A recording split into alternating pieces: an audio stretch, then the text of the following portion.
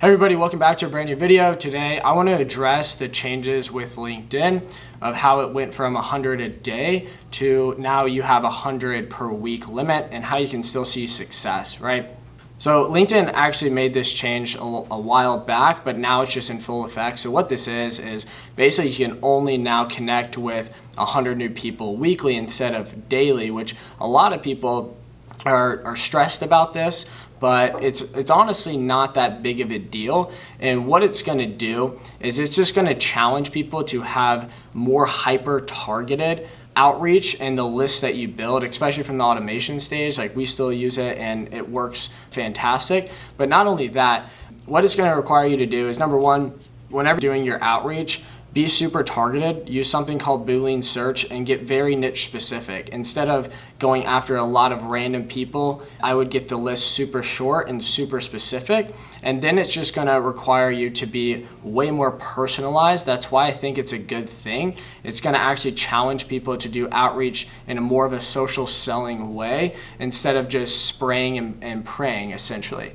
So what we've been doing is we leverage personalized video, which is a generic video that looks like it could go to a lot of these people. So an example is, I wouldn't just go after, say, CEOs of insurance agencies. I would go after CEOs of insurance in Indianapolis that went to, say, the University of Indianapolis, and then I would be super hyper targeted with my approach on LinkedIn. So if you're seeing these issues, one thing that I would recommend, just from a management level, I would go into your LinkedIn account and check your outstanding connection requests. So some people might get this little warning sign that your account paused, like freeze mode, right? And then it comes back in a couple days.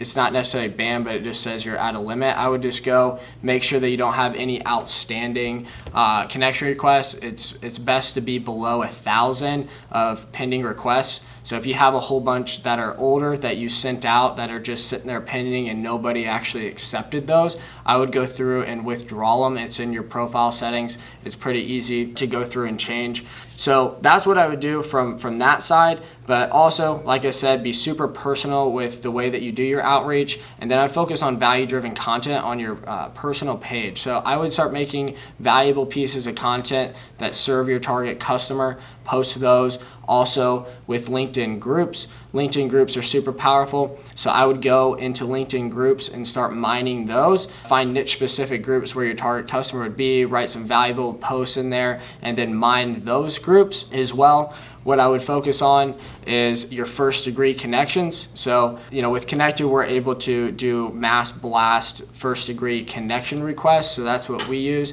and we use personalized videos for that. So I'd leverage your first degree connections and mine those.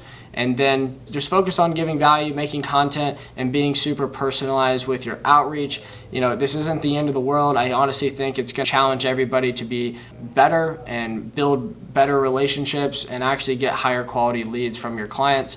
I know the outreach isn't the same it was before. If you're wanting to increase your output, if you have other individuals in your company, I would just have multiple LinkedIn accounts running to the same exact type of target customer to increase that output. Maybe you have friends or family that are real people, because you need to be a real person on LinkedIn. I don't recommend building fake accounts, but maybe if they allow you to just use their LinkedIn profile to do outreach, things like that, that'll obviously increase the amount of output and connections that you can make every week by just adding more team members that are a part of your organization, or just friends or family that maybe don't use LinkedIn and that will let you use it. So I wouldn't stress about this.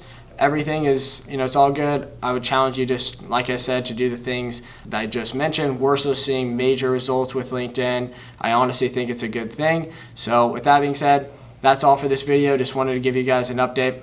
Talk with you soon.